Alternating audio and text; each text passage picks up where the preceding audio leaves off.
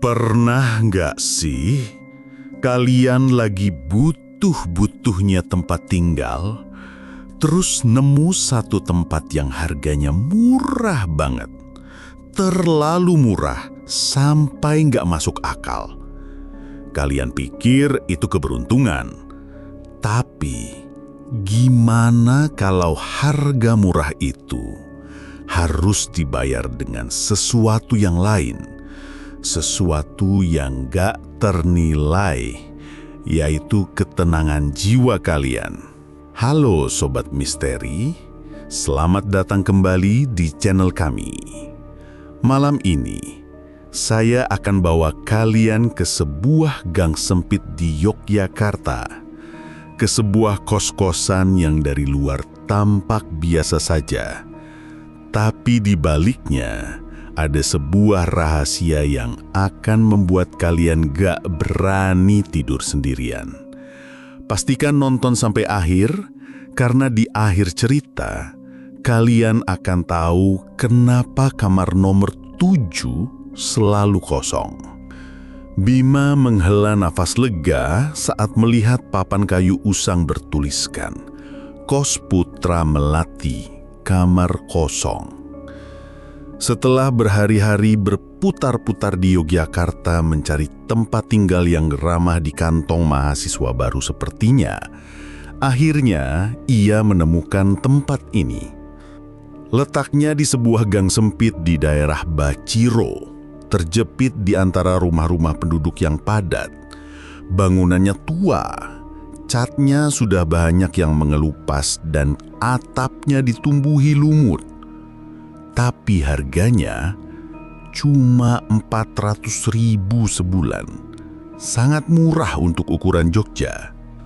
Seorang wanita paruh baya dengan sanggul ketat dan senyum yang aneh menyambutnya. Namanya Ibu Lastri, sang pemilik kos. Tanpa banyak basa-basi, ia langsung menunjukkan kamar yang tersisa. Kamar nomor 7. Letaknya di paling ujung lorong yang panjang dan remang-remang. Lorong itu sendiri sudah terasa aneh. Hanya ada satu lampu bohlam kuning di tengah-tengah, membuat ujung lorong dekat kamar Bima dan ujung satunya lagi dekat pintu keluar tampak gelap. Di sepanjang lorong, ada 6 pintu lainnya yang tertutup rapat. Anehnya, Bima tidak mendengar suara apapun dari dalam kamar-kamar itu. Semuanya sunyi senyap. Udara di lorong terasa lembab dan pengap, dengan aroma aneh yang samar-samar tercium, seperti bau bunga melati yang sudah layu bercampur dengan bau tanah basah. Kamar nomor 7 tidak besar, hanya cukup untuk satu kasur busa tipis, sebuah lemari kayu kecil, dan meja belajar reot. Tapi bagi Bima, itu sudah lebih dari cukup. Jendelanya menghadap langsung ke tembok bata rumah tetangga, jadi tidak ada cahaya matahari yang bisa masuk. Satu-satunya penerangan berasal dari lampu neon putih yang berkedip-kedip sesaat setiap kali dinyalakan. "Kamar mandi di luar ya Mas, di ujung lorong satunya, dekat pintu keluar. Dipakai sama-sama.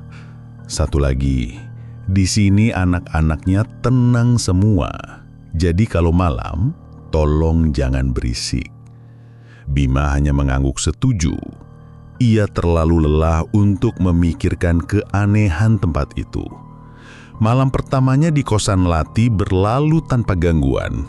Ia tidur pulas karena kelelahan.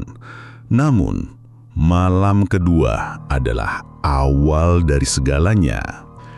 Sekitar tengah malam, Bima terbangun karena ingin buang air kecil. Dengan langkah gontai, ia membuka pintu kamarnya dan berjalan menyusuri lorong gelap itu. Saat itulah ia menciumnya lagi. Aroma melati yang kini jauh lebih pekat menusuk hidung. Anehnya, aroma itu seakan terpusat di depan pintu kamar mandi. Bima coba tidak peduli. Ia membuka pintu kamar mandi yang terbuat dari seng yang menimbulkan bunyi berdecit yang memekakkan telinga. Di dalam, suasana terasa lebih dingin. Hanya ada sebuah bak mandi besar yang penuh dengan air keruh dan sebuah gayung plastik. Di dindingnya yang berlumut, tergantung sebuah cermin tua yang sudah buram dengan noda-noda hitam di tepiannya. Saat Bima sedang mencuci muka, ia merasa seperti ada yang memperhatikannya dari belakang. Ia menoleh cepat. Tidak ada siapa-siapa. Ia melirik ke cermin, tapi yang terlihat hanya pantulan dirinya dengan latar belakang dinding lumutan yang kosong. Namun, perasaan diawasi itu tidak hilang. Seolah ada sepasang mata tak terlihat yang menatap tajam dari sudut gelap kamar mandi itu. Kejadian-kejadian aneh mulai menjadi rutinitas. Bima hampir tidak pernah bertemu dengan penghuni kos lainnya. Ia hanya sesekali berpapasan dengan mereka di lorong. Semuanya laki-laki, tanpa pucat, dengan tatapan mata kosong. Mereka tidak pernah menyapa, hanya berjalan menunduk dan cepat-cepat masuk ke kamar masing-masing. Seolah-olah mereka semua membawa beban berat yang tak terlihat. Suatu sore saat sedang mengerjakan tugas di kamarnya, Bima mendengar suara gesekan pelan dari balik dinding. Srek, srek, srek. Seperti suara kuku yang digarukan ke tembok kayu. Ia mencoba mengabaikannya, berpikir mungkin itu hanya tikus. Tapi suara itu terdengar begitu ritmis dan disengaja. Ia menempelkan telinganya ke dinding yang berbatasan dengan kamar nomor 8. Suara itu berhenti. Hening sejenak, lalu tiba-tiba terdengar suara benturan keras, seolah ada seseorang yang membenturkan kepalanya ke dinding dari sisi sebelah. Bima terlonjak kaget dan menjauh dari dinding itu. Jantungnya berdebar kencang. Lorong kosan menjadi tempat yang paling dihindarinya, terutama saat malam hari. Lorong itu seolah memiliki kehidupannya sendiri. Terkadang, saat ia berjalan melewatinya, ia bisa merasakan hembusan angin dingin yang entah datang dari mana. Padahal, tidak ada ventilasi di sana.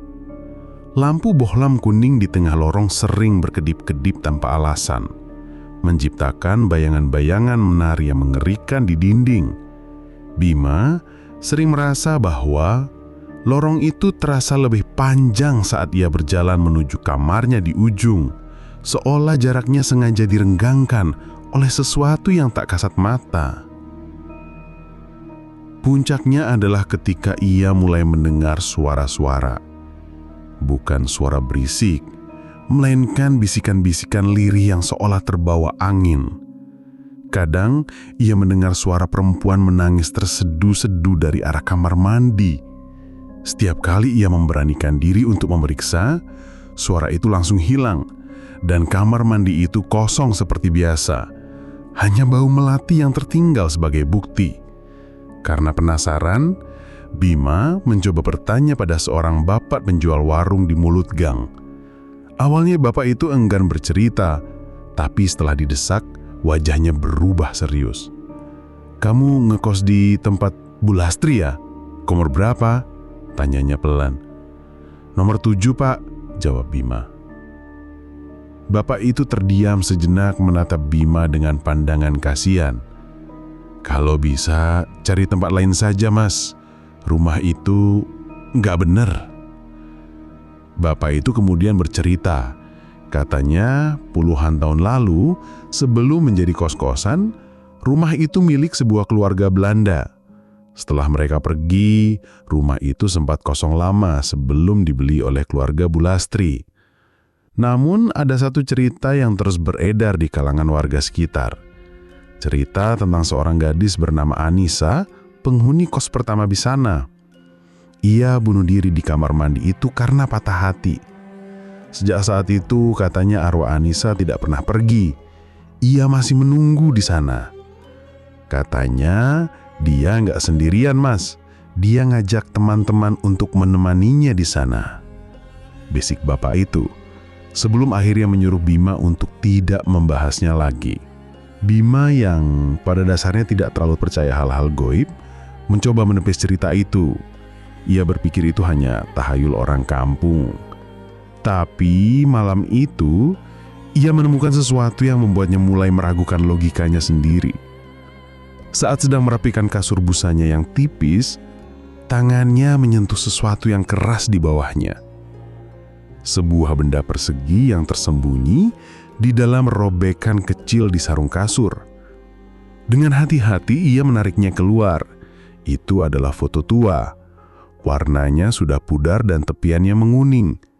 Foto itu menunjukkan seorang gadis muda dengan rambut panjang tergerai. Wajahnya cantik, tapi matanya memancarkan kesedihan yang mendalam. Ia mengenakan gaun putih sederhana. Di balik foto itu ada tulisan tangan yang hampir tidak terbaca. Anissa, 1998. Bima merasakan hawa dingin merayap di punggungnya. Ini adalah gadis yang diceritakan oleh bapak warung tadi.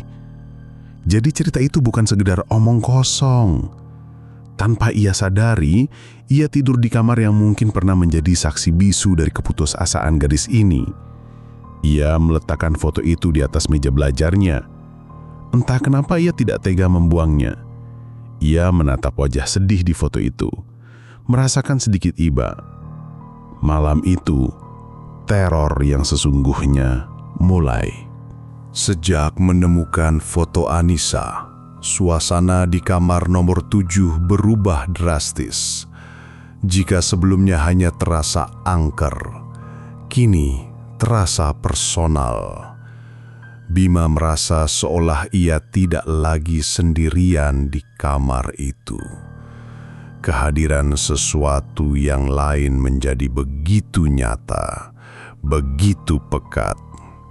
Setiap malam, tepat setelah jam 12, suhu di dalam kamar akan turun drastis, membuatnya menggigil meskipun sudah memakai selimut tebal.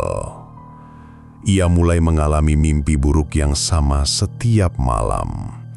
Dalam mimpinya, ia berada di lorong kosan yang gelap gulita.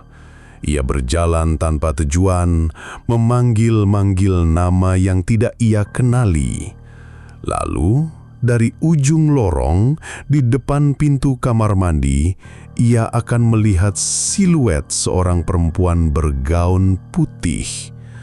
Perempuan itu hanya berdiri diam, membelakanginya. Bima tidak pernah bisa melihat wajahnya, tapi ia tahu siapa itu. Anissa. Setiap kali Bima mencoba mendekat, ia akan terbangun dengan jantung berdebar kencang dan keringat dingin membasahi seluruh tubuhnya. Teror tidak hanya berhenti di mimpi. Suatu malam, saat ia sedang khusyuk belajar, ia mendengar suara keran air di kamar mandi menyala sendiri. Awalnya pelan, lalu semakin deras. Bima mencoba mengabaikannya, berpikir mungkin salah satu penghuni kos lain sedang di sana. Tapi suara air itu tidak berhenti. Sudah hampir setengah jam, air terus mengalir deras. Tidak mungkin ada orang yang mandi selama itu di tengah malam. Didorong oleh rasa kesal dan sedikit rasa takut, Bima membuka pintu kamarnya. Lorong itu gelap seperti biasa, dan aroma melati yang menyengat langsung menyambutnya. Ia berjalan perlahan menuju kamar mandi. Suara air terdengar semakin keras. Ia berdiri di depan pintu seng yang sedikit terbuka, mengintip dari celahnya. Tidak ada orang di dalam. Keran air di bak mandi memang menyala, mengalirkan air dengan deras hingga meluap ke lantai. Tapi bukan itu yang membuat darah Bima serasa berhenti mengalir. Di cermin tua yang buram itu, ia melihat sebuah pantulan. Bukan pantulan dirinya. Di cermin itu terpantul sosok seorang perempuan berambut panjang berdiri tepat di samping bak mandi membelakanginya.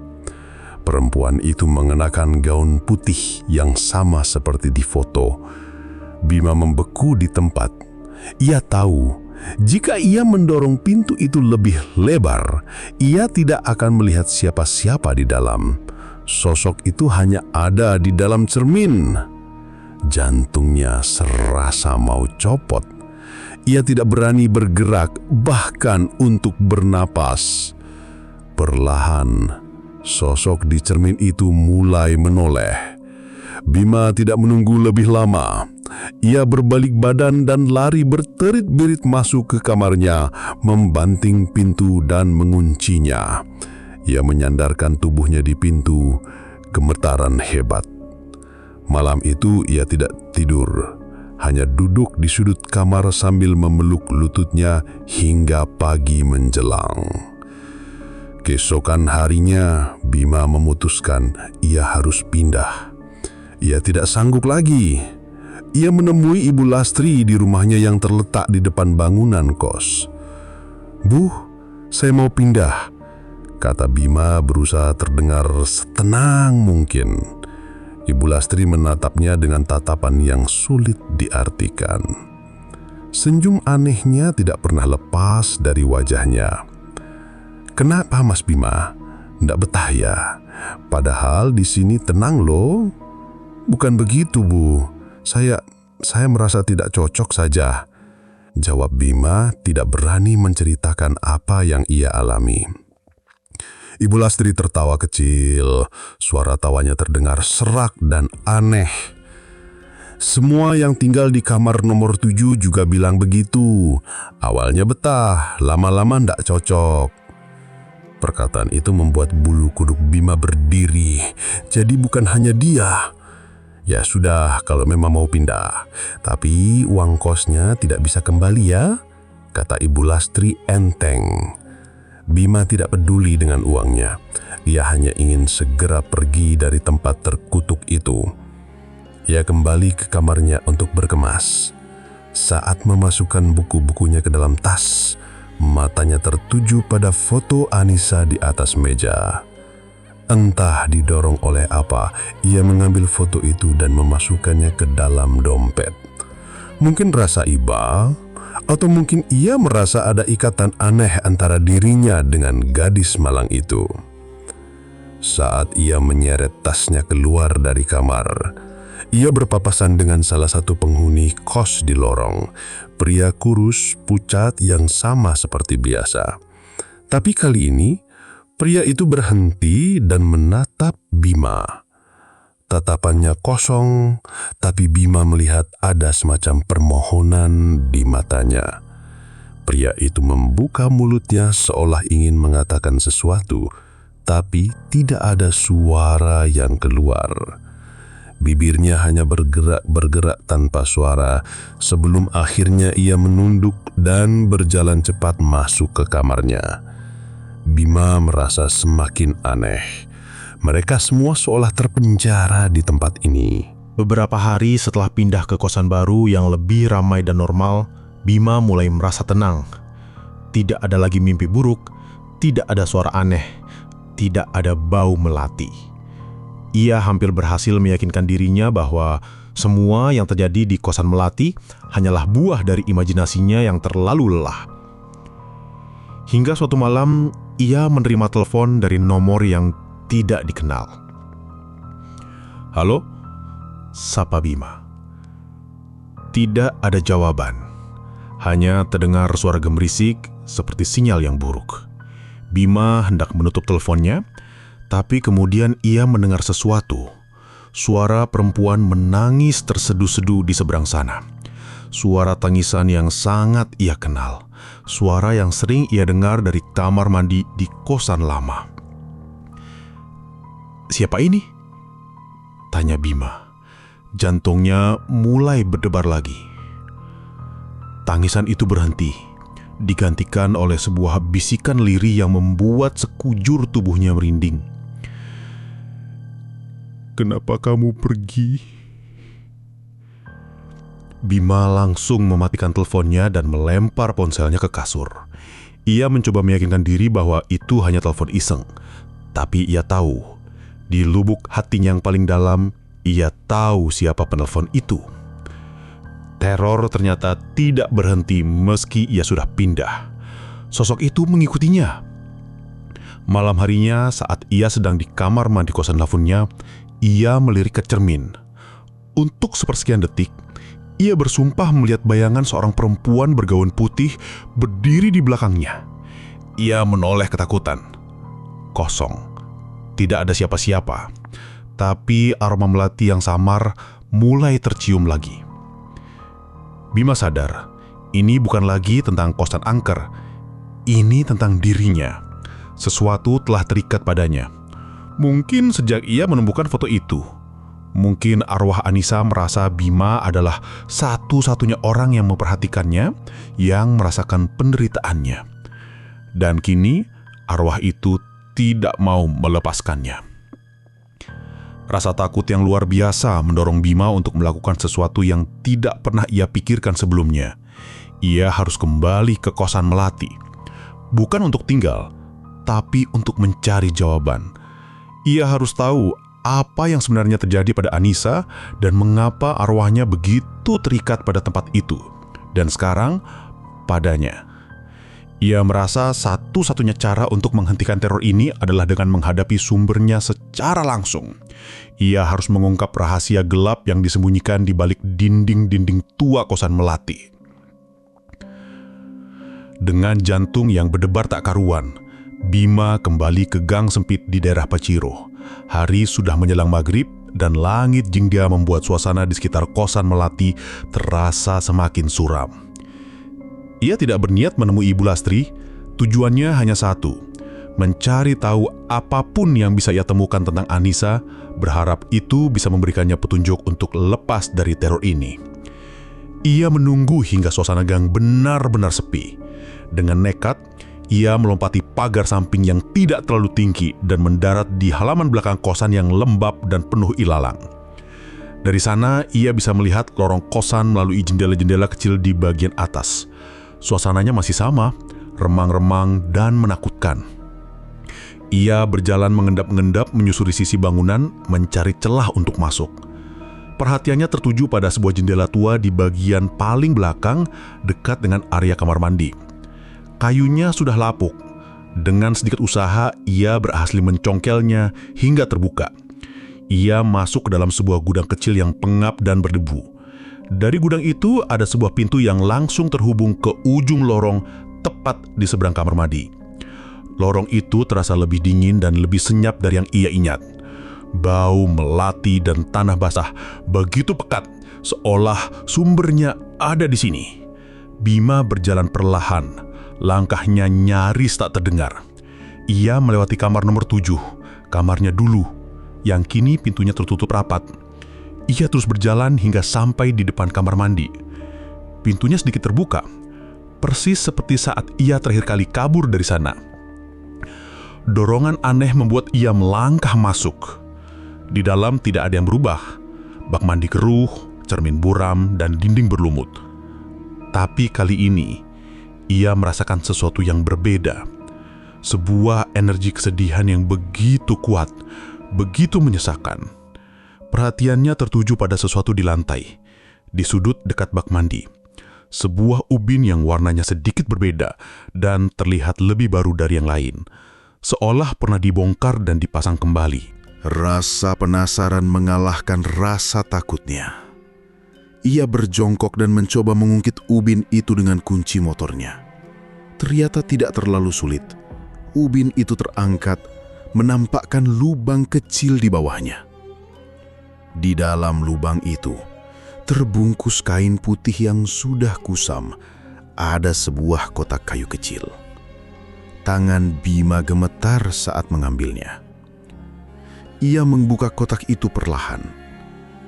Isinya bukanlah harta karun atau benda berharga.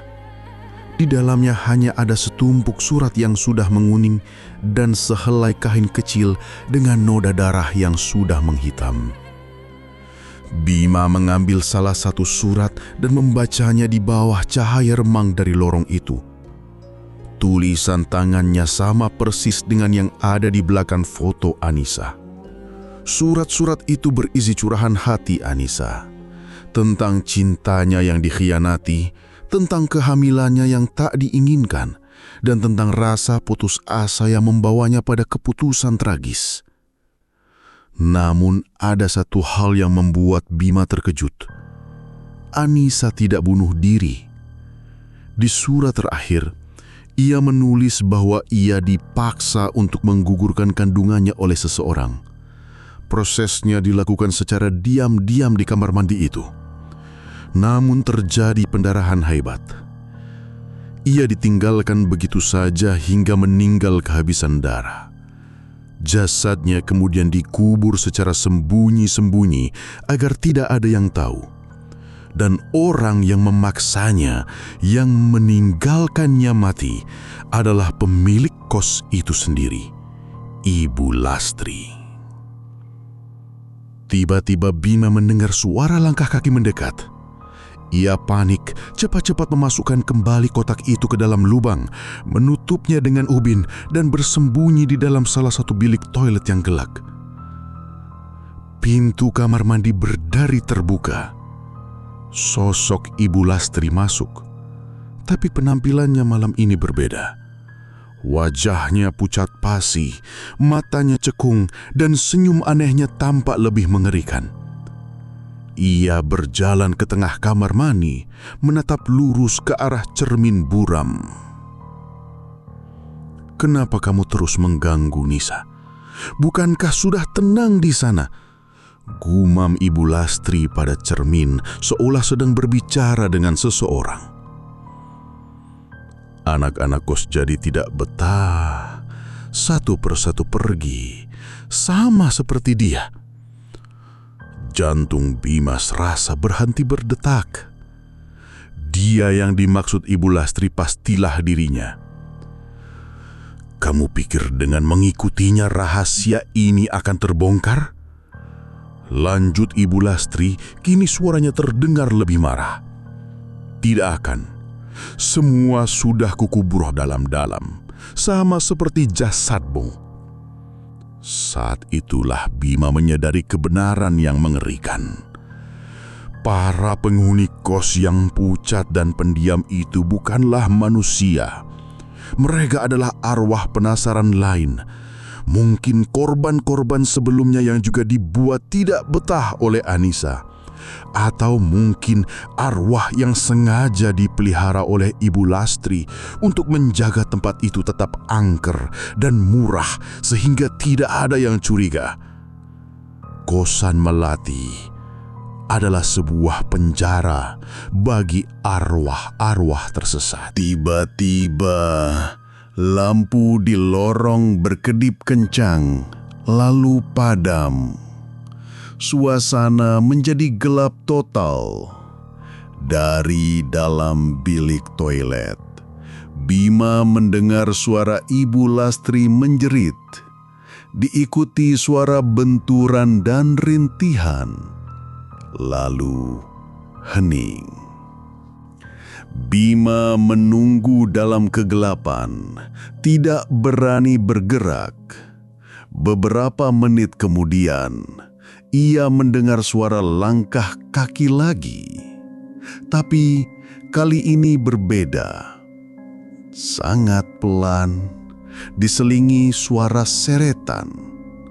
Dengan sisa keberanian yang ia punya, ia mengintip dari celah pintu. Di bawah cahaya bulan yang remang-remang dari jendela kecil, ia melihat pemandangan yang akan menghantuinya seumur hidup. Di lantai tergeletak tubuh Ibu Lastri, tak bergerak. Dan di atasnya berdiri sosok Anissa.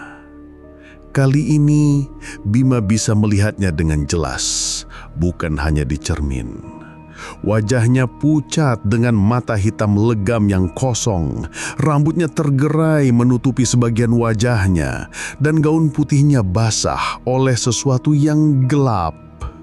Aroma melati begitu pekat hingga membuat Bima mual. Arwah Anissa perlahan menoleh ke arah bilik toilet, seolah tahu Bima ada di sana. Ia tidak menunjukkan ekspresi marah, hanya tatapan kosong yang penuh kesedihan. Lalu, ia perlahan-lahan memudar dan menghilang, meninggalkan keheningan dan bau melati yang pekat. Bima tidak menunggu lebih lama. Ia keluar dari persembunyiannya, melompati tubuh Ibu Lastri dan lari secepat yang ia bisa. Ia keluar dari kosan itu, berlari menyusuri gang dan tidak berhenti sampai ia berada di jalan raya yang ramai. Beberapa hari kemudian, berita tersebar. Ibu Lastri ditemukan meninggal di kamar mandi kosnya. Polisi menyatakan penyebabnya adalah serangan jantung, tapi Bima tahu yang sebenarnya. Rahasia kelam kosan Melati akhirnya menuntut balas. Saat polisi menyelidiki lebih lanjut, mereka menemukan banyak kejanggalan di rumah itu, termasuk sisa-sisa tulang belulang manusia yang terkubur di bawah lantai kamar mandi, persis di tempat Bima menemukan kotak kayu itu. Sejak malam itu, Bima tidak pernah lagi diganggu.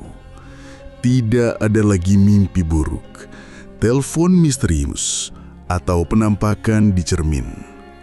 Aroma melati pun lenyap selamanya. Ia sadar arwah Anissa tidak pernah berniat menyakitinya. Ia hanya butuh seseorang untuk mengungkap kebenarannya. Dengan terbongkarnya kejahatan Ibu Lastri, arwahnya akhirnya bisa tenang. Meski begitu, Bima tidak pernah bisa melupakan pengalamannya. Setiap kali ia melewati gang sempit atau mencium bau bunga melati, bayangan lorong remang-remang, cermin buram, dan tatapan sedih Anissa akan kembali menghantuinya. Ia selamat, tapi sebagian dari dirinya tertinggal di sana, di kosan Melati, bersama para penghuni tak kasat mata yang masih terpenjara di dalamnya. Gimana Sobat Misteri? Cerita Bima barusan ngingetin kita kalau harga yang terlalu murah seringkali punya biaya tersembunyi. Kosan Melati sekarang sudah dibongkar, tapi kata warga sekitar, di malam-malam tertentu, mereka masih sering mencium aroma melati dari puing-puing bangunan itu. Terima kasih sudah nonton sampai akhir. Jangan lupa like, komen, dan subscribe biar nggak ketinggalan cerita-cerita mengerikan lainnya. Sampai jumpa di episode berikutnya. Tetap waspada, karena kita tidak pernah tahu siapa penghuni sebelum kita. Selamat malam.